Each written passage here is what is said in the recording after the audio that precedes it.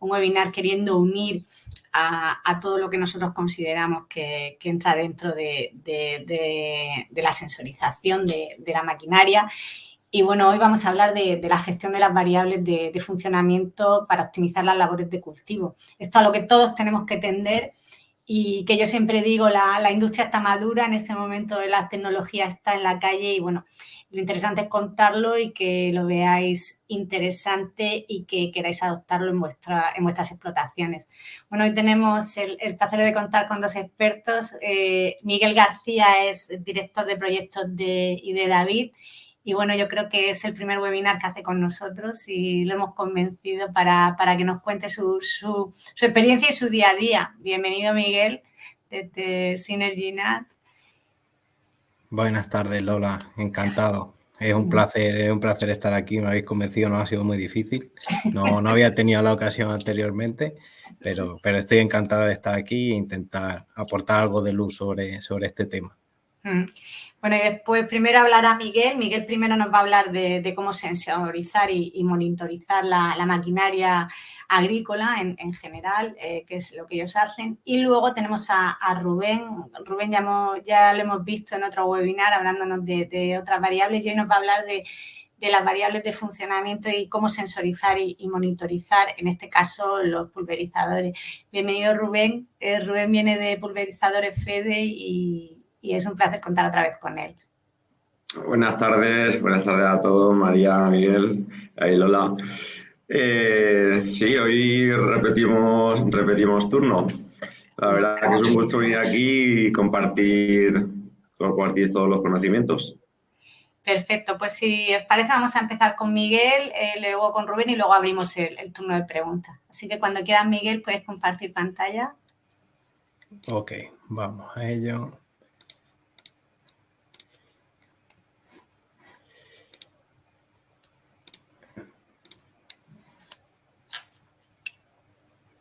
Vale, no sé si se ve.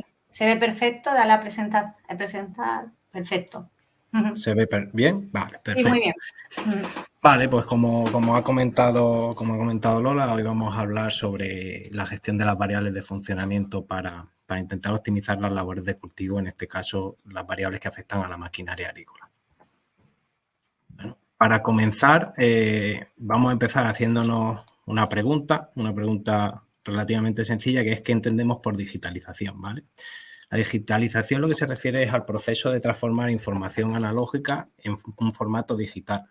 Este formato lo que tiene es la ventaja de poder procesarse, almacenarse y transferirse de manera fácil y también visualizarse mediante dispositivos como ordenadores, teléfonos móviles, tablets, entre otros, a los que hoy en día estamos más que acostumbrados. ¿Y por qué es importante la digitalización? Vale, pues la digitalización es importante porque permite acceso y manipulación de grandes cantidades de información de manera rápida y eficiente, cosa que no podríamos hacer si esta misma información la tuviésemos en formato analógico. Además, también permite la automatización de procesos, por lo que puede aumentar la eficiencia y reducir errores. Una vez definida la digitalización, la siguiente pregunta es, vale, ¿cómo puedo digitalizar una máquina? ¿Cómo puedo obtener información de esa máquina y ser capaz de llegar a analizarla? Pues bien, vamos a comenzar explicando qué es lo que puedo medir en una máquina. Si volvemos a la definición de digitalización, lo primero que necesito es información. Y esta información, como hemos dicho, la necesitamos en formato digital. Y, como digo, ¿cuál es la información que podemos sacar de la máquina? Bien, pues si nos paramos a pensar, quizás al principio puede ser difícil, ¿no? Pero vamos a ver cómo conforme empecemos a hablar nos va a ir costando cada vez menos. Entonces, para hablar de máquinas vamos a empezar hablando de un tractor. Aunque hoy por lo menos nos vamos a centrar en aperos, ¿vale? Y máquinas remolcadas, un tractor es un equipo que es esencial y es común en cualquier explotación. Y el tractor es una máquina que ya mientras la utilizamos nos está dando información. Estaremos de acuerdo, ¿no? Nos dice la velocidad de trabajo a la que estamos trabajando, nos dice cuál es la temperatura del aceite, nos dice los kilómetros recorridos. Si ahora pensamos en una máquina, y un poco con los ejemplos que he puesto sobre el tractor, ¿qué información útil podríamos recopilar? Pues bien, lo más sencillo y lo que nos va a servir para tener el control de los mantenimientos y a partir de ahí ser capaces de optimizar costes van a ser las horas de funcionamiento. Algo que parece ridículo de lo simple que es, pero a lo mejor no se nos había ocurrido.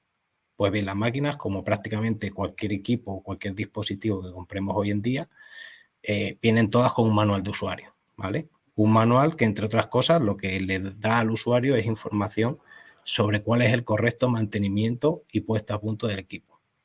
Pero si somos autocríticos y hacemos autocrítica y somos realistas, ¿cuánta gente lee detenidamente el manual de una máquina?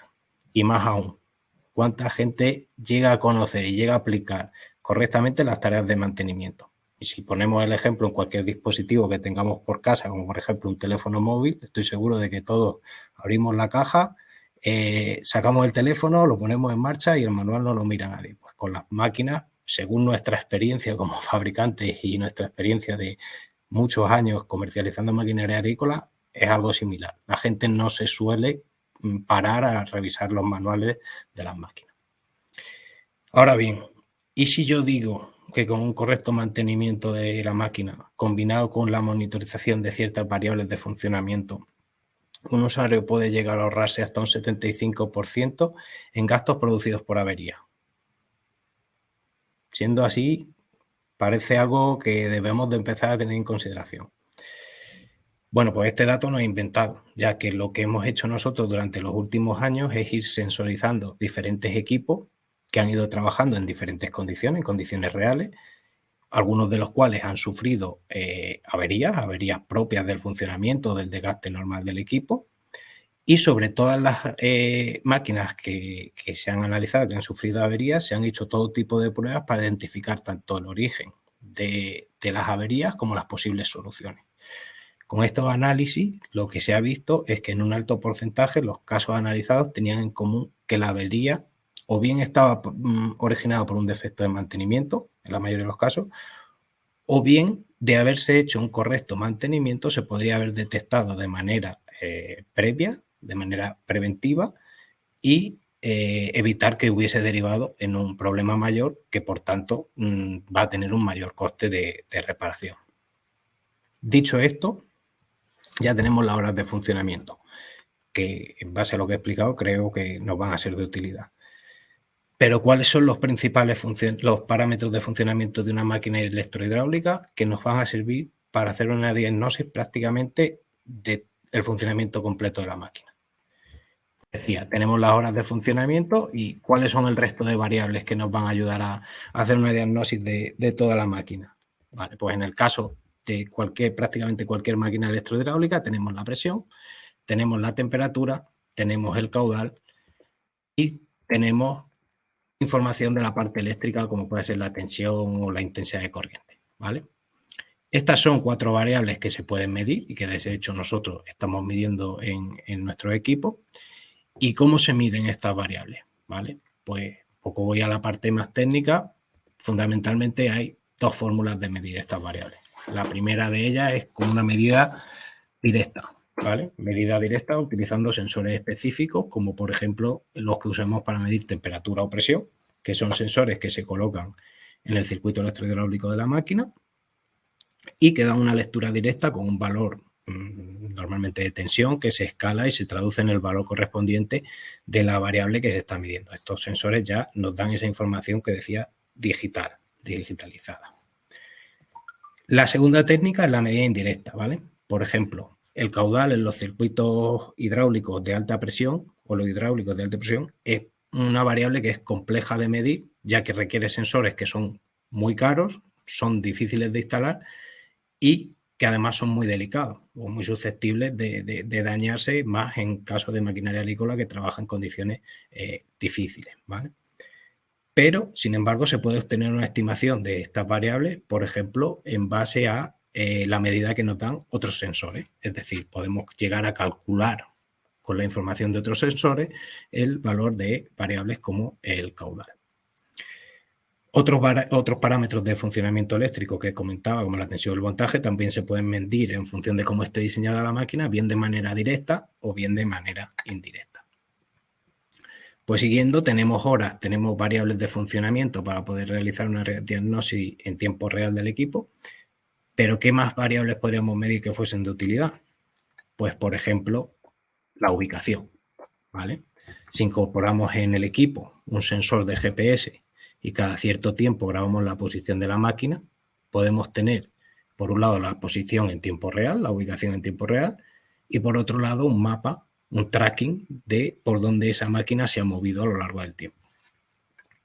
Luego también podemos conocer la posición relativa de algunas partes de la máquina. Por ejemplo, si sensorizamos un pistón hidráulico, ¿vale? Y ese pistón hidráulico es el que se utiliza para determinar la altura de una barra de corte, por ejemplo, en una preparadora de disco, pues podemos llegar a tener información de a qué altura está cortando la máquina en un momento determinado. Y así, si seguimos pensando, pues se nos ocurrirán seguro más variables y más datos que podemos recopilar del funcionamiento de las máquinas. Ahora bien, hemos dicho que necesitamos datos que tienen que estar digitalizados para poder procesarse y transmitirse, pero ¿cómo es esto? Y aún más, ¿qué puedo hacer yo como usuario con esos datos? Pues bien, los datos, como hemos dicho, se recopilan a través de sensores. Estos sensores tienen que transformar los datos captados en información que sea útil y que se pueda interpretar. ¿Y esto cómo se consigue? O al menos cómo se consigue en nuestro caso, en el caso de David. Pues los sensores se conectan a través de cables con una unidad de control, es decir, con una ECU, un microprocesador, que recibe estas señales y tiene la capacidad para procesarlas y almacenarlas. Una vez procesadas, las señales se convierten ahora sí en datos, que es una información que se puede interpretar. El siguiente paso es transferir esa información a un lugar en el que el usuario pues, pueda verla, analizarla, hacer uso de esa información. ¿Y cómo se hace? Pues fundamentalmente tenemos dos fórmulas. Una, mediante cable. Si nos conectamos con un cable a la unidad de control, a la ECU, podemos transmitir los datos y visualizarlos, por ejemplo, en una pantalla colocada en el tractor, como es el caso de aperos que puedan tener conectividad ISOBUS, en el que podríamos llegar a hacerlo de manera nativa, o utilizando implementos o pantallas de otros fabricantes que puedan ser compatibles con la tecnología que estemos utilizando. Otra forma de visualizar la información es de manera inalámbrica, que a su vez puede ser por conectividad Bluetooth, por conectividad de datos, Wi-Fi, etc. En ese caso, para poder hacer esa transferencia de la información vía inalámbrica, pues necesitaríamos una ECU o un módulo específico que nos permitiese esa transferencia de información. En nuestro caso, nosotros lo que hacemos es colocar un módulo que va conectado a la ECU y que tiene una tarjeta de datos y que transmite esa información a un servidor, ¿vale? Ese servidor es un servidor que está en la nube, donde los datos se almacenan vinculados al equipo que los ha generado, es decir, los datos cuando se transfieren tienen un identificador que los relaciona con el equipo que los ha generado para que estén asociados a ese equipo, ¿vale?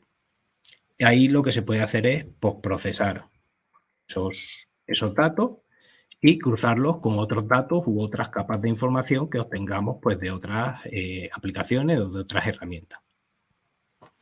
Para visualizar los datos, en el caso de una vez ya han sido postprocesados, ¿vale? Por un lado, en nuestro caso, en David, podemos visualizar, el usuario de la máquina puede visualizar los datos en una pantalla que va ubicada en un joystick con el que se maneja la máquina, pero por otro lado, los datos se pueden consultar en remoto, ¿vale? Y aquí lo que se ha hecho ha sido desarrollar un entorno web en el que el usuario puede acceder con un usuario contraseña y puede consultar tanto los datos de funcionamiento en tiempo real, por ejemplo, para el caso de un ingeniero que quiere ver la tarea que está realizando un operario mientras el operario trabaja en la finca, pues puede ver en tiempo real los valores que está generando esa máquina.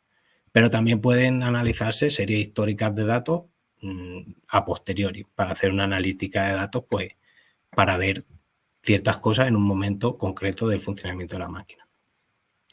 En base a esos datos, pues lo que se puede hacer, como digo, es analizar cómo ese equipo está trabajando, si está trabajando dentro de parámetros normales, si está trabajando al límite de presiones, al límite de temperatura, si las horas son las que yo le he asignado a los operarios para que trabajen, etcétera, etcétera. Pues bien, en este punto la pregunta sería, ¿de qué me sirve a mí conocer las horas que ha trabajado una máquina o la presión a la que funciona?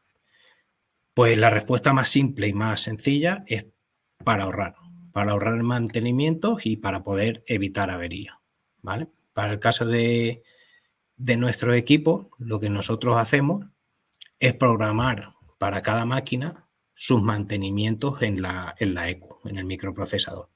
De esta manera, cada vez que se alcanza un determinado valor de horas de funcionamiento, la máquina automáticamente lo que hace es lanzar al usuario un mensaje con el mantenimiento, las acciones de mantenimiento que debe de llevar a cabo para mantener la máquina en óptimas condiciones.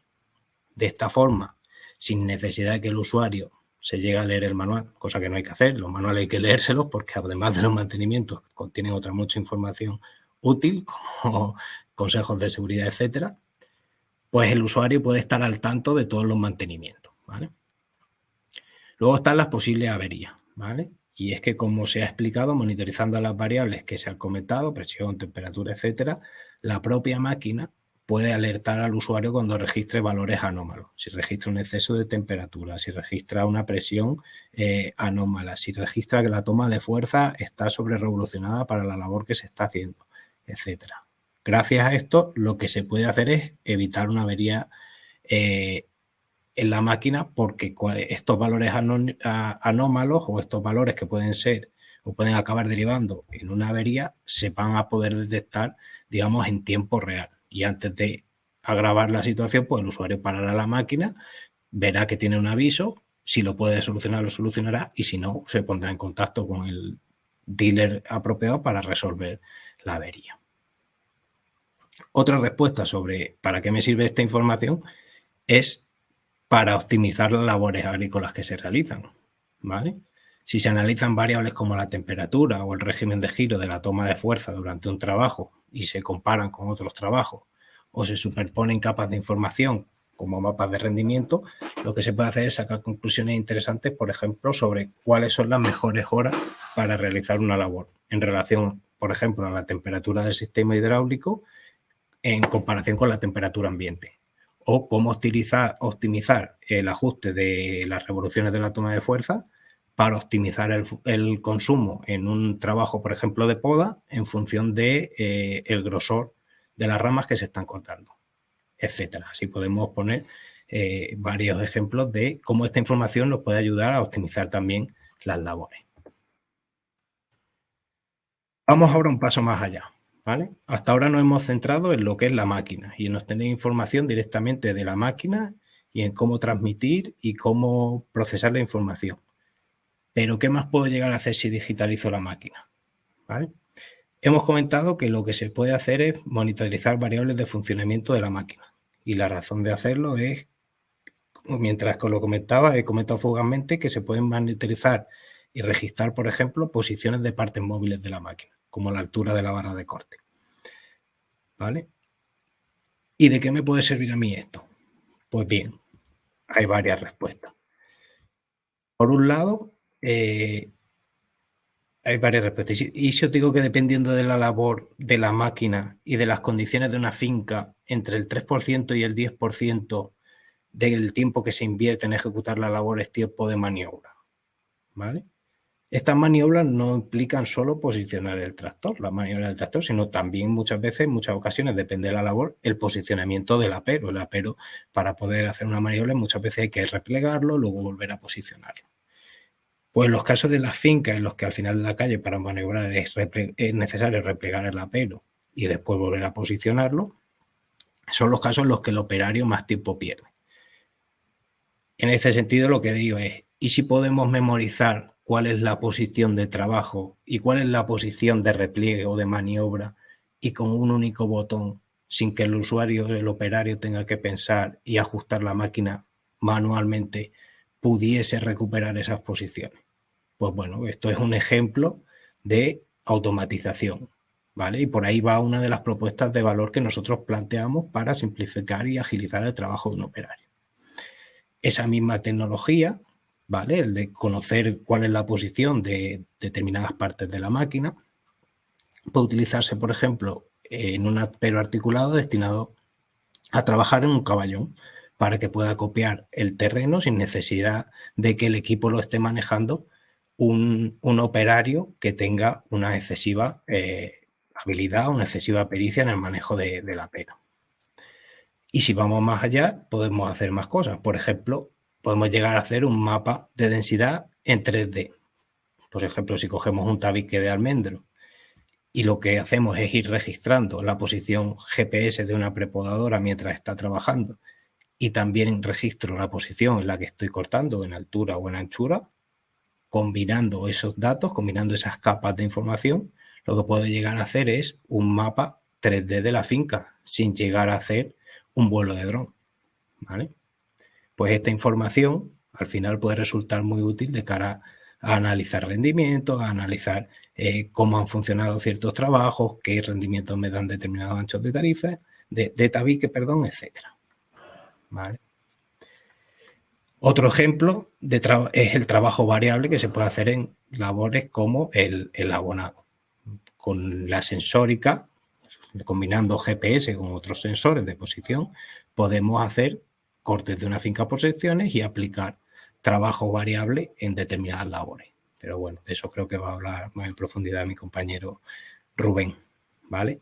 Simplemente estos son algunos ejemplos de mejoras y optimizaciones que se pueden conseguir con las tecnologías que estamos proponiendo, ya que son tecnologías que son bastante potentes y cada vez más en el mercado hay más tipos de sensores que se pueden llegar a colocar en las máquinas, por lo que al final el límite de dónde va a llegar la digitalización en el sector, pues se va a encontrar entre la tecnología que esté disponible, la imaginación que tengamos y, por supuesto, la funcionalidad y el coste funcionalidad que persigamos.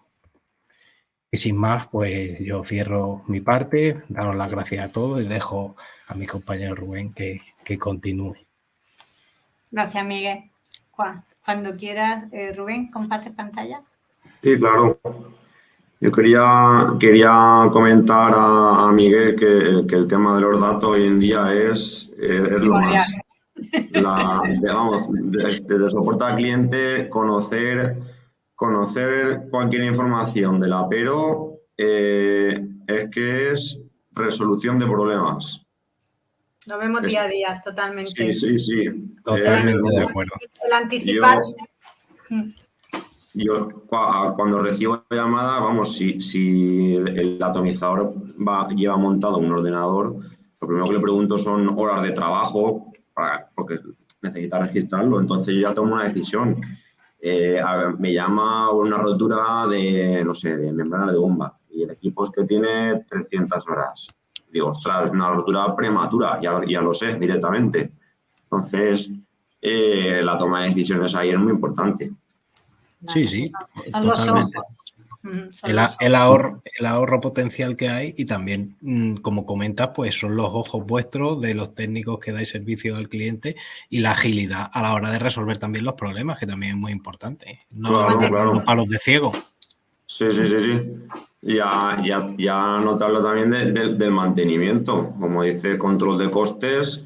Ya te llega un apero 1.500 horas y mantenimiento cero. Ostras, pues lo podías haber prevenido sabiendo que tienes un trabajo de 1.500 horas. No sé, cada 500 horas cambio de cuchillas o cambio de aceite de grupo, lo que sea. Si no tienes esa medición de horas, ¿y por qué se ha roto la máquina? Habrá sido por esto, habrá sido por lo otro. Al final no lo sabes si no tienes toda esta información de control. Está claro. Es la analítica de nuestro médico. Sí. Totalmente. Pues esta es una presentación, perfecto. Cuando quieras. Vale, lo veis en pantalla ya, ¿no? Sí. Haz pantalla completa, compartir completa. Lo tengo en completa, ¿lo veis en incompleta? No, lo vemos en completa tuyo es abajo a la derecha cuando sale ahí como un roller de una pantalla en tu PowerPoint. ¿En tu PowerPoint? Ahí, dale. No nos sale. Bueno, pues Por- dale. Si estás con doble pantalla, igual lo No, ves. estoy con una. Bueno, pues sigue así, déjalo, la vemos bien, no te preocupes. Vale, a No sé ver. por qué sale así, pero bueno. Si le das a presentar, Rubén, igual se ve completo, ¿vale? Como dice Lola, abajo a la derecha en la pantallita. Sí, le está dando, le estoy viendo cómo le está dando, pero no sale. ¿Y ahora lo veis? Sí, verla la vemos, pero la vemos con las pequeñitas a la izquierda. O sea, como no. Vale. Pues sigue adelante, déjalo, Rubén. Venga, de acuerdo. Sí. Pues nada, entramos en materia. Yo quería hablar de las diferentes variables y no variables que hay dentro de la pulverización. Entonces, como comentaba Miguel anteriormente, el elemento común en nuestros aperos es el tractor. Quería destacar que en el cultivo especial, en el cultivo extensivo, el tractor, si tú tienes un buen tractor y un buen apero, tú puedes tener un rendimiento muy alto. Puedes hacer muchas hectáreas en un tiempo corto. ¿Vale? En cambio, en el cultivo especial, la velocidad viene determinada por el tipo de trabajo. Pongamos el ejemplo de un cultivo en seto. Vamos a hacer un trabajo de una poda y no podemos circular a 15 kilómetros por hora ni a 20, porque nuestro objetivo es que la planta quede bien podada.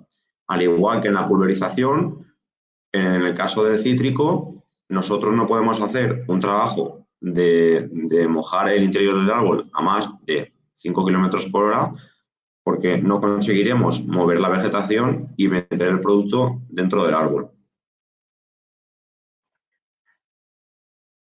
Aquí quería dar otra diferencia del cultivo extensivo frente al cultivo especial, ya que el precio de la cosecha en el cultivo extensivo viene determinado siempre por un baremo.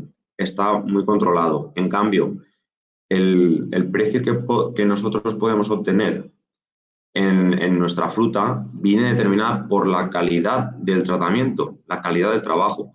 Por lo tanto, es sumamente importante mantener una velocidad estable en el cultivo especial. Y ahora quería mostraros la diferencia de la primera variable. ¿Vale? En el caso del cultivo extensivo, como veíamos anteriormente, con un buen tractor y un buen apero, si mi superficie me lo permite, podré circular a 15, a 20 kilómetros por hora, a 25, siempre que nuestro equipo se pueda regular para que los parámetros de trabajo sean lógicos. Si vemos la imagen de la derecha, en un campo con diferentes humedades, que la vegetación no es muy buena, yo deberé de bajar a velocidad para adaptarme al cultivo. También puede haber pendientes, lugares donde tenga dificultad para circular con el equipo y tenga que reducir la velocidad. Por eso es variable, ¿vale? En el caso del cultivo especial, como venía diciendo anteriormente, aquí es muy diferente. Buscamos una uniformidad del cultivo. Si nos focalizamos en el cultivo en seto, tendremos una homogeneidad de vegetación. Todas las filas tenderán a tener la misma forma, altura, anchura y densidad foliar. Por lo tanto, nuestra velocidad tendrá que ser estable para que a lo largo de nuestra plantación apliquemos la misma cantidad si hablamos de pulverización, la misma cantidad de producto y de aire a lo largo de la parcela. En el caso de homogeneizar la parcela, de que tenga la misma forma, habrá una variable. La velocidad podrá ser variable, pero en un pequeño porcentaje, ya que en parcelas con inclinaciones y diferentes superficies, nuestro tractor correrá o irá un poco más despacio dependiendo de la inclinación. Entonces, nuestro equipo debería de absorber esas oscilaciones de velocidad y adaptar la presión en función de la velocidad. Esa sería la pequeña variable dentro de la velocidad en el cultivo especial. ¿Y qué más variables tenemos en nuestros cultivos especiales? Primero de todo, mostraros qué regulamos en un equipo. Nosotros en un equipo de aplicación regulamos el caudal, ¿vale? La fórmula del caudal es velocidad por dosis por marco de plantación dividido entre 600, ¿vale? Para pasarlo a litros por minuto. Entonces, la velocidad es una variable, puede ser una variable, pero con pequeñas fluctuaciones que nosotros deberemos ajustar. La dosis es variable, la dosis debe ser fija al inicio del tratamiento, ya que si nuestras parcelas tienden a ser homogéneas y con la misma cantidad de vegetación por hectárea, nuestra dosis debe de ser igual. Hablaremos más adelante qué posibilidad hay de que la dosis sea variable, pero en un caso convencional la dosis debe ser fija. Por lo tanto, en un equipo convencional, sin ningún mando proporcional al avance, deberemos de calibrar nuestro equipo a esa dosis de aplicación en función de la velocidad, número de boquillas y ancho de calle, para mantener una presión estable. El marco de plantación, que es la siguiente dentro de la fórmula de caudal, ¿es variable? No, ya que los árboles están plantados y eso es un valor fijo. ¿Qué más cosas hay variables dentro de la pulverización? Revoluciones de toma de fuerza. Esto también recomendamos que sean fijas. Nosotros como fabricante recomendamos que todos los equipos de nuestra gama trabajen como régimen óptimo a 480 vueltas en toma de fuerza. Tenemos un baremo desde 420 hasta 520. 540 sería el límite, ya que contamos con que los equipos son para aplicaciones agrarias, son elementos que soportan ese régimen de trabajo, pero dado el diseño del grupo de aire, podemos permitirnos reducir la revolución de toma de fuerza a 480, pero tienen que ser estables durante el trabajo, ya que si la bomba recibe recibe oscilaciones en el régimen de toma de fuerza, tendremos un caudal de bomba que no es fijo. Por lo tanto, tendremos dificultad para pulverizar la misma cantidad de producto a lo largo de la parcela. No tendremos una buena agitación, ya que la presión no será estable y esto será un problema a la hora de la calidad del tratamiento. Si tampoco tenemos un régimen de toma de fuerza fijo, el caudal del aire que generamos con nuestro grupo de aire no será estable. Por lo tanto, no penetraremos en la vegetación al igual que en otras plantas. Por lo tanto, no habrá la misma calidad de soplado en nuestro trabajo. Por lo tanto, la única variable que podemos contemplar aquí es la velocidad. Y la velocidad, ¿por qué también debería ser estable? A pesar de que tenga ciertas fluctuaciones. Os pongo el ejemplo del tratamiento terapéutico. Vamos a ver el caso de un tratamiento de cotonet que es muy común en la zona mediterránea por los cítricos, y es que este insecto, si no circulas a una velocidad muy lenta, no vas a conseguir mojar la totalidad del árbol porque este insecto está metido entre la fruta. Si tú circulas a una velocidad muy elevada, será bastante difícil que consigas combatir esta plaga.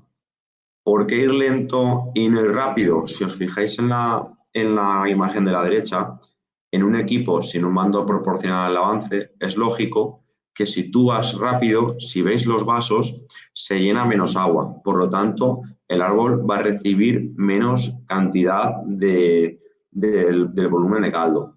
En cambio, si circulamos a una velocidad más lenta, le vamos a dar al árbol más cantidad de agua. Por lo tanto, para combatir plagas o hacer tratamientos específicos, es importante mantener una velocidad de trabajo y mantener una velocidad acorde al tipo de tratamiento. ¿Qué consecuencias tiene no circular a una velocidad adecuada? Podemos generar deriva, que es la cantidad de producto que no se deposita en en el árbol, no obtendremos una buena penetración hasta llegar a la madera y además que la uniformidad del tratamiento no será buena. ¿Qué repercusiones tiene esto en relación en el factor económico? Pues repetición de tratamientos influye en el factor medioambiental.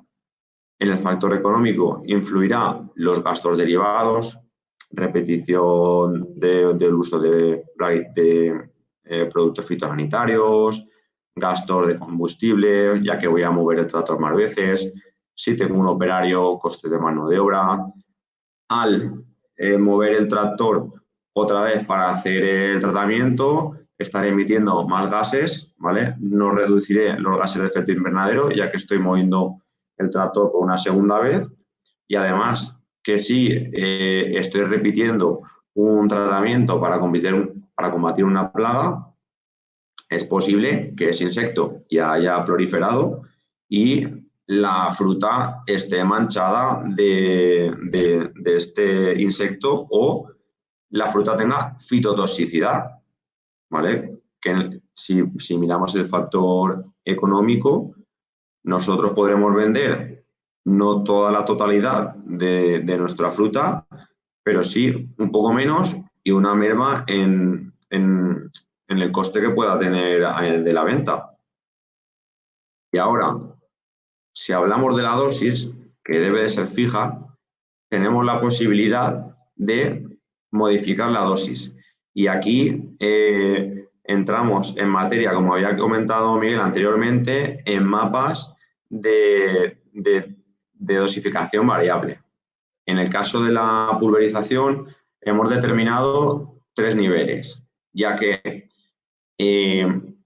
cada nivel va a obtener diferente volumen de caldo. Yo no puedo tener un equipo calibrado para trabajar a 175 litros por hectárea, a 50 y a 350. Es un rango muy amplio. Debe de haber una lógica de calibración. Por lo tanto, previamente tengo que hacer un estudio de qué volúmenes de aplicación tengo que aplicar. Volaríamos en este caso un dron.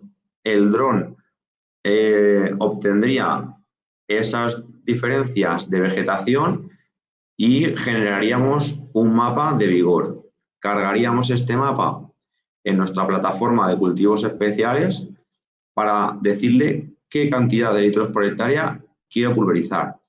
Mediante el técnico de la explotación determinará cuáles serán los volúmenes. Pues zona 1 aplicaré menos volumen de caldo. Como veis, aquí se han determinado 150 litros a 6 kilómetros por hora.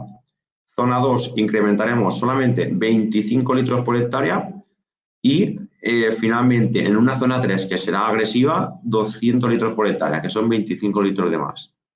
Como veis, en la parte de abajo se utilizarán en un nebulizador Tecnovid, ¿vale? Un nebulizador para viña con 4 bajantes. Cada bajante tendrá 3 boquillas abiertas y con esas 3 boquillas, que son solamente las que van a apuntar a la vegetación, tenemos que asegurarnos de que a una velocidad de 6 kilómetros por hora y en un ancho de calle de 4,6 metros, porque son hileras de 2,3, tenemos que asegurarnos de que en una presión superior a 6 bares, que es la que recomendamos, cubramos la necesidad de 150 litros por hectárea. Si movemos la presión y nos vamos a la imagen número 2, veréis que estamos ya en una presión lógica e ideal de cerca de los 10 bares, que está muy bien.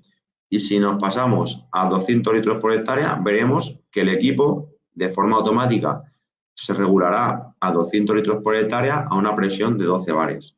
Por lo tanto, si yo dejara estas 3 boquillas por bajante y echara a andar el equipo a lo largo de la parcela, cuando el GPS localice que está en cada zona, irá regulando la dosis, ¿vale? Como veis en el mapa, va transcurriendo de forma lineal. Pasamos por la zona 3 a la zona 2 a la zona 1 y los cambios de presión serán muy rápidos, ya que los volúmenes de aplicación son pequeñitos y la máquina tendrá una facilidad muy rápida de regularse. esta sería la variable de la dosis. ¿Y qué obtendría con esto? Obtendría ahorros en los costes de la pulverización, ya que voy a aplicar diferentes volúmenes de caldo y no pondré el máximo volumen de caldo de 200 litros por hectárea en este caso, ya que en algunas ocasiones gastaré 25 litros menos y en algunas ocasiones gastaré hasta 50 litros por hectárea menos. Por lo tanto, al final del trabajo yo obtendré un ahorro. Ya no voy a partir de esos 200 litros por hectárea que tiraría en un caso normal. Otra variable que obtenemos en el caso de la pulverización es la climatología. Y más ahora que venimos de cara al verano. Esto es sumamente importante, ya que, como sabéis muchos de vosotros, se trabaja por la noche, ya que en el día hace mucha calor. ¿Y por qué trabajamos por la noche y no por el día? Fijaros que en la deriva es todo el producto que no llega a nuestro objetivo, que es la planta, ¿vale? La deriva viene condicionada por una temperatura excesiva, una humedad relativa alta y una velocidad de aire ambiental alta, ¿vale? Más de 3 metros por segundo, más de 26 grados centígrados de temperatura y más de un 65% de humedad relativa. Por lo tanto, es sumamente importante la elección de boquillas en este caso. Voy a poner el caso de un almendro que nos podamos encontrar en zona de Murcia. Zona de Murcia, estamos en junio, a las 12 del mediodía, 35 grados. Fijaros en la tabla de debajo. Una gota, vamos a utilizar la boquilla Tillet DC, que es la que nosotros utilizamos como base. Fijaros que el volumen de gota medio en el espectro de la gota es de 350 micras, ¿vale? Ese sería el volumen el diámetro volumétrico medio de nuestra gota, trabajando a una presión de 10 bares. Fijaros que en el tamaño de la gota de 200 micras a una temperatura de 20 grados, la duración de esta gota es de 227 segundos. Fijaros que si la temperatura asciende 10 grados, la vida de esa gota se reduce muchísimo, hasta 65 segundos. En el caso de trabajar en un almendro en Murcia a las 12 de mediodía, si nosotros hacemos un pase con el atomizador, esta gota, además de transcurrir desde la turbina del equipo hasta la planta, esa gota merma su diámetro. Por lo tanto, ya no será de 350 micras, quizás a la planta llegue con 200 micras. Súmale la temperatura ambiental. Por lo tanto, la duración de esa gota sería muy pequeña, sería muy poquito. Entonces, en este caso, recomendaríamos la utilización de una presión de en torno a los 10-8 bares, que tenga un tamaño de gota grande, para que desde que el equipo transcurre la gota desde la turbina a la planta, el tamaño de la gota no se vea tan afectado como para ser inferior de unas 200 micras más o menos, y además de que no se evapore por la temperatura ambiental. Por cierto, trabajar a más de 26 grados no es recomendable, pero si se da el caso de que es necesario trabajar por encima de 26 grados centígrados, hay que tener en cuenta no sobrepasar una presión muy elevada. Normalmente, todas las boquillas dentro de la normativa ISO trabajarán en torno a una presión desde los 6 hasta los 16 bares.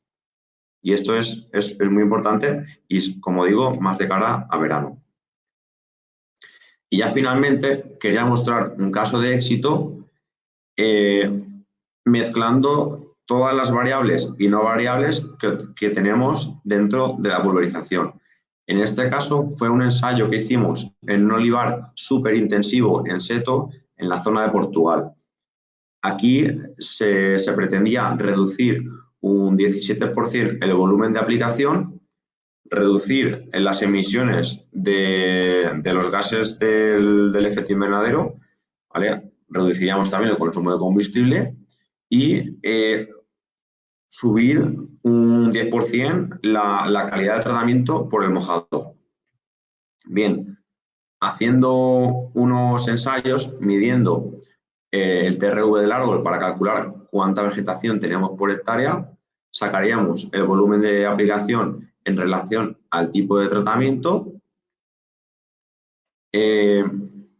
haríamos una correcta calibración de las boquillas, mantendríamos una velocidad estable y con el ordenador H3O que conseguimos regular el volumen de caldo en función de la velocidad, obtendríamos la misma presión y volumen de caldo a lo largo de la explotación, ya que es una explotación de muchas hectáreas, no es llano, hay oscilaciones a lo largo de la parcela, por lo tanto, un ordenador para regular el caldo en función de la velocidad, en este caso es muy importante, porque en zonas altas disminuiría el volumen de aplicación y en zonas muy bajas aumentaría. En este caso, lo hicimos con este equipo a 9 km por hora, en torno a unos 13 bares de presión, a unos 13 bares y medio, 8 boquillas, y conseguimos aumentar el recubrimiento de la planta colocando la boquilla adecuada en función de la zona, del tipo de tratamiento y del volumen de caldo que queríamos aplicar. Por lo tanto, manteniendo estas variables y no variables controladas, obtendremos calidad en los tratamientos, nos aseguraremos de que no será necesario repetir el trabajo y, como hablaba anteriormente, con la toma de datos sabremos que el trabajo está hecho bien o mal si cuando subimos la información a la plataforma vemos la trazabilidad del equipo y con un clic en volumen de caldo visualizamos que está todo verde. Y con esto aseguraríamos que nuestro trabajo estaría realizado de forma correcta, ¿vale? Mezclando todas las variables que obtenemos dentro de la pulverización, sumando lo importante de los datos. Y ya, bueno, pues finalmente con este caso de éxito acabo mi parte.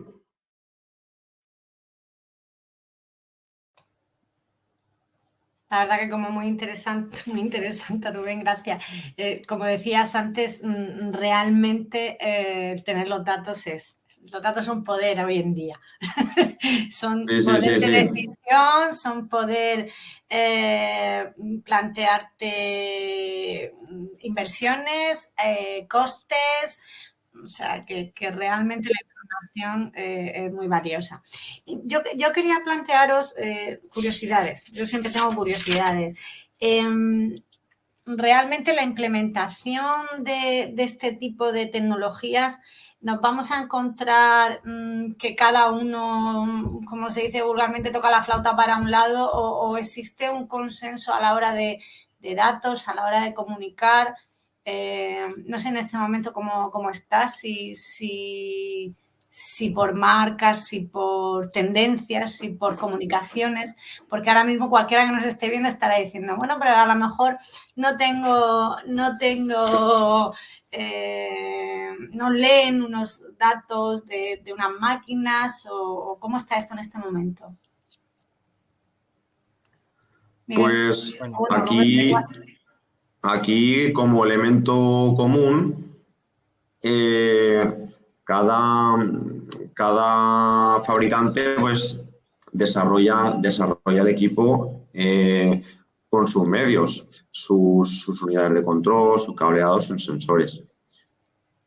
Como visto anteriormente, los tractores, que es el elemento común, ya van un poco recibiendo lo instalado en sus hermanos mayores, que son los tractores de cultivos extensivos, que utilizan la tecnología de CAN-BUS.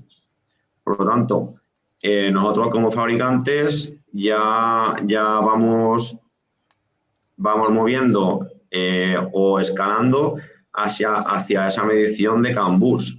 Por lo tanto, mediante un solo elemento común, podríamos obtener medición de cualquier información obtenida en el tractor y el tractor de los aperos. Bueno, claro, yo desarrollo el pulverizador con mi ordenador, Miguel tiene una EQ que toma estas lecturas y son herramientas diferentes. Al final, mediante el sistema de CAN bus, lo que permitirá al agricultor es que nosotros como fabricantes permitamos intercalar esos datos. Ya. Y vosotros, Miguel, ¿está esto, digamos, abierto, globalizado, el tema de las comunicaciones entre diferentes? Sí, ¿no? Bueno, aquí hay dos partes. Hay mucho trabajo por hacerlo primero, por parte de fabricantes y también de proveedores de plataformas, de soluciones de plataformas. Hay dos partes, como iba a decir. Una, efectivamente, es la que estáis tratando, es la comunicación máquina-tractor. Ahí, pues, a día de hoy hay un lenguaje común, como comentaba Rubén, que es el protocolo CAN bus, que están empezando a implementar la mayoría de fabricantes de tractores, que permitirá la comunicación.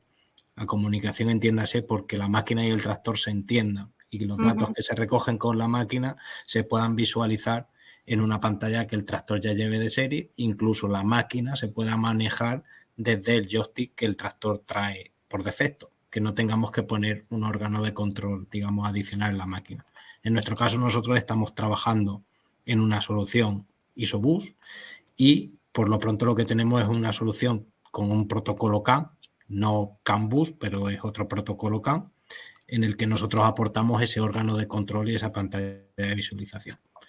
Esa es una parte. Luego la otra parte es digamos, la visualización ya y el compartir los datos en plataforma. ¿Vale? Ahí está la otra pata. La otra pata, exactamente. Ahí pasa un poco lo mismo. Cada vez hay más proveedores de soluciones para visualización de los datos y nosotros, por ejemplo, ahí nuestra intención es la integración. O sea, al final creo que tenemos que tener en el foco al agricultor, al usuario. No es operativo que existan 17 plataformas diferentes en las que en cada una se puedan visualizar solo 2 o 3 datos. Y un poco la clave va a estar en que las empresas hablemos entre nosotros y seamos capaces de integrarnos. Sí, yo creo que al final que es interés de todos y es interés en facilitar el que la gente lo adopte y estamos viendo el interés que tiene. A ver, nos preguntan que si existe alguna manera de medir in situ si estamos realizando un tratamiento de manera efectiva. ¿Y qué recomendaríais? In situ. Lo que no recomendaría es dar por OK cuando pasamos con el atomizador y vemos el chorreo en el árbol. Al final, el chorreo es desperdicio de producto. Por lo tanto, yo lo que, sin ningún tipo de medición, verificaría anteriormente la calibración del equipo, asegurarme de a qué presión trabajará, con qué boquillas. Me aseguraría primero también solamente abrir las boquillas que enfoquen a la vegetación. Y luego, durante el trabajo, lo que quiero ver es que los chorros de pulverización estén todos bien, no haya ninguno obstruido. Vean el árbol que no hay desprendimiento de las gotas hacia el suelo, que se quede en torno del árbol y vea como ese rocío que se queda en la hoja. Eso es lo que vería yo sin ningún tipo de medición, controlando presiones, velocidad, chorro de pulverización, bueno, sobre todo el ventilador que no esté obstruido por hojas y tenga la entrada de aire limpia. Y luego también que vea que el árbol se queda completamente mojado y no haya ese goteo. Bien, y hombre, es interesante. También en los cultivos en seto yo creo que al estar más localizado lo que es la masa vegetal, pues es mucho más fácil de controlar, tendrá menos derivas. Realmente es una de las grandes ventajas en cuanto a sostenibilidad que hablamos de los cultivos in situ. Invito también a todos los que nos están oyendo a que vean el próximo número de Olin, en el que desde Synergy NAS, en colaboración con Fede y con Agromillora, pues hay un artículo sobre esto y que se ven realmente los números. O sea que es interesante, lo ha mostrado ahora Rubén, y realmente esos datos, pues en este tipo de cultivos son mucho más interesantes. Y luego Miguel ha dicho una cosa que a mí me ha gustado mucho. Yo trabajo en temas de sostenibilidad y en huellas de carbono, y el saber las horas que se está trabajando y la eficiencia de esas horas a mí me suponen ahorros de combustible. Y a mí me supone el poder calcular automáticamente la huella de carbono que se está teniendo en esa finca, ¿vale? Nosotros estamos viendo incluso las diferentes orografías cómo nos hacen que nos esté variando. El no dejar suficiente espacio para dar bien las curvas en los finales de línea hace que también se dificulte.